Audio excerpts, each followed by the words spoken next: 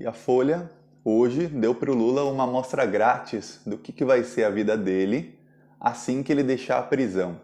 Pela primeira vez, acho que em muitos meses, a capa de um jornal fazia uma acusação contra o Lula. E a Folha usou a Vaza Jato para ter acesso à delação do Léo Pinheiro, que foi homologada faz pouco tempo pelo STF, para atacar o Lula.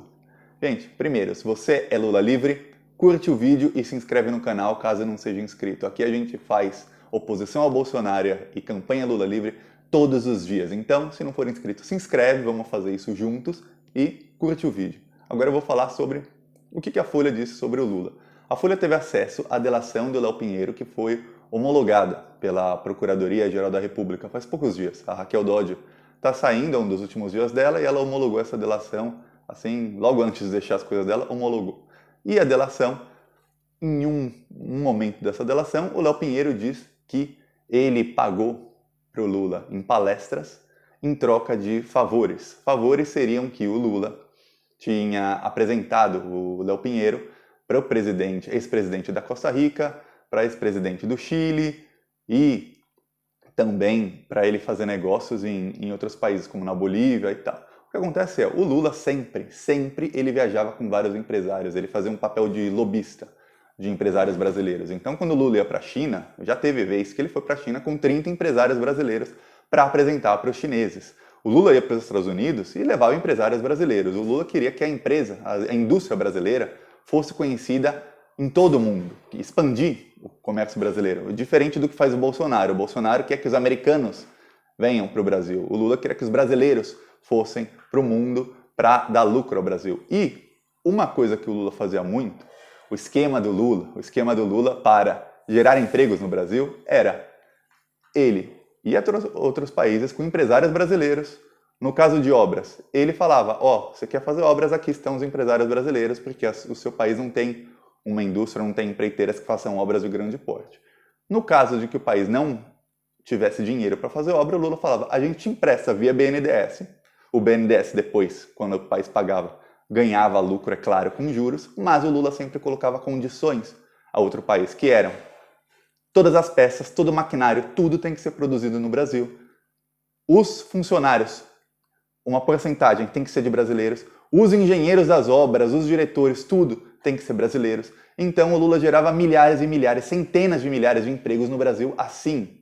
Um caso famoso que acusavam o PT de corrupção era o Porto de Maré em Cuba. O Porto de Maré em Cuba gerou, só ele, 450 mil empregos indiretos. Por quê? Porque o governo brasileiro, quando emprestou dinheiro para Cuba, disse, a gente está te emprestando dinheiro, vocês vão pagar com juros, mas todas as peças têm que ser produzidas no Brasil. Então, imagina construir um porto. Tudo foi construído no Brasil, transportado para Cuba e montado lá por empresas brasileiras. Então, tudo empregando brasileiros. Aliás, é uma coisa que foi só a Dilma sair que mudou.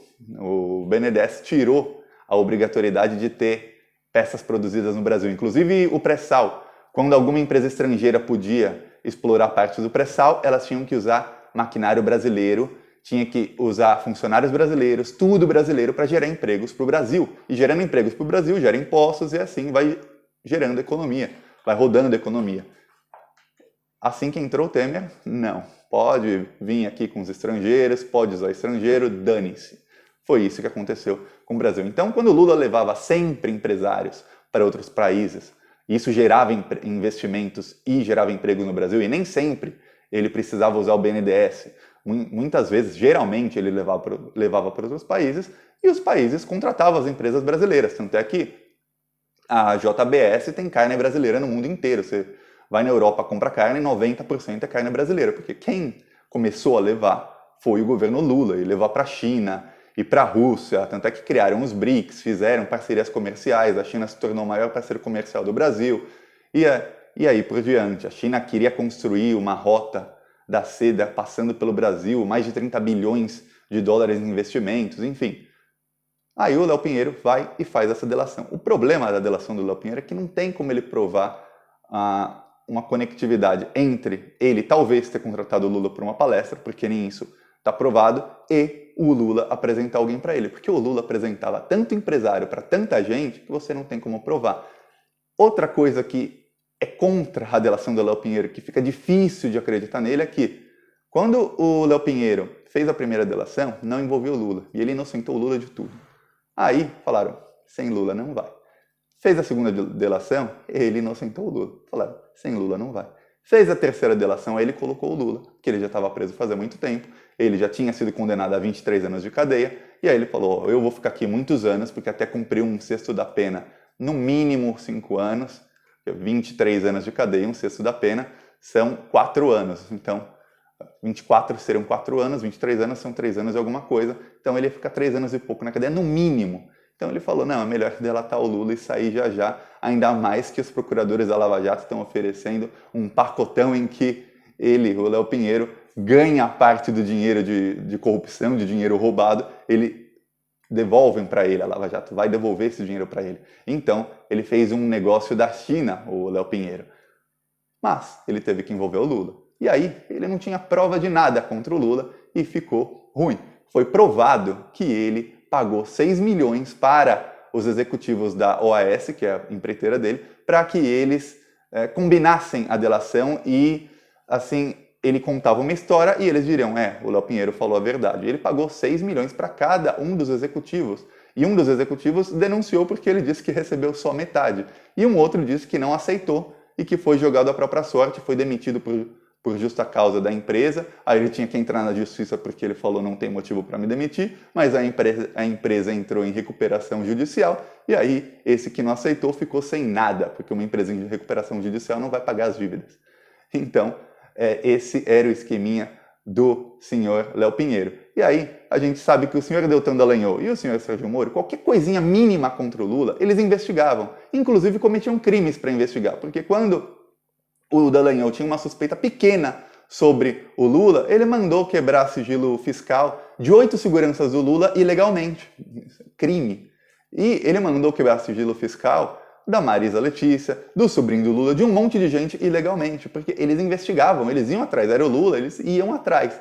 Mas, se fosse verdade, eles teriam ido atrás, conseguido as provas e feito uma denúncia contra o Lula. Veja, no caso do triplex, que não tem prova nenhuma, em que o Lula foi condenado claramente sem provas, ele foi condenado por uma reforma num apartamento que nunca foi dele, do qual ele nunca teve a chave, num apartamento que ele nunca nem sequer dormiu lá, teve uma reforma e disseram que o apartamento era do Lula, essa reforma foi em troca de favores que o Lula fez para o Léo Pinheiro. E aí fica uma coisa sem prova nenhuma, mesmo assim eles fizeram a denúncia. Agora imagina o quão fraca é essa delação que a Folha colocou hoje na capa, para que eles nem sequer tenham feito a denúncia contra o Lula, tornado o Lula oficialmente réu por isso.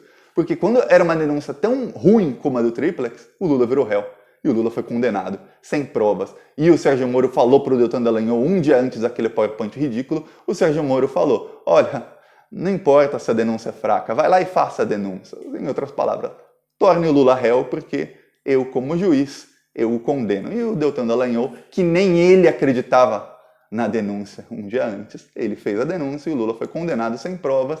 E a gente está aqui até hoje dizendo que o Lula foi condenado sem provas e já ficou provado pela própria Vaza Jato que ele foi condenado com todos esses crimes sendo cometidos contra ele, que ele tem que ser julgado por um juiz diferente, com procuradores diferentes, um julgamento justo e tem que ser solto.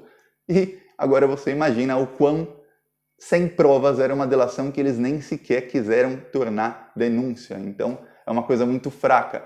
O que parece é que a Folha hoje, a Folha quis dar para o Lula uma amostra grátis. Olha, Lula, você vai sair da cadeia? Se prepara, porque vai ser coisa desse tipo todos os dias. Todas as armas que estão apontadas para o Bolsonaro ou para sabe-se lá onde vão se virar para você, Lula, e a imprensa vai voltar a te metralhar como sempre fez. Só parou porque você está preso, Lula. Essa é a mensagem clara da Folha para o Lula. Outra coisa que a Folha pode tentar estar fazendo é mostrar uma certa imparcialidade da Vaza Jato. Porque, quando tem contra o Lula, a gente também mostra. Apesar não tem prova nenhuma, não mostraram o documento, geralmente tem uma conversa no fim e você vê o que está se passando.